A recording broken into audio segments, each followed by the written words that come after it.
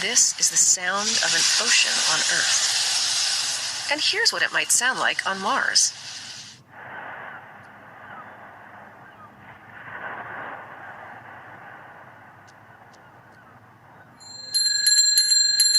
It may be hard to hear sounds of bells or chimes on Mars, but listen closely.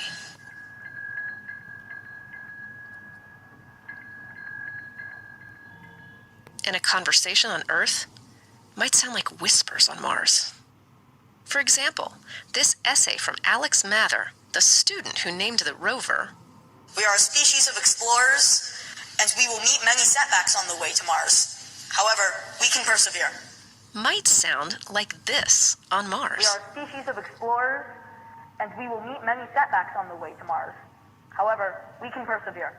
Scientists can do a lot of guessing and make calculations about what sounds on Mars would be like. But the Mars Perseverance rover's 2 microphones will help us find out for sure. I think it's going to be real neat to actually hear sounds from another planet. You know, there's lots of theories and papers being written about exactly what it will sound like. But actually sitting back and listening to sounds from a couple 100 million miles away, you never know what you might find out.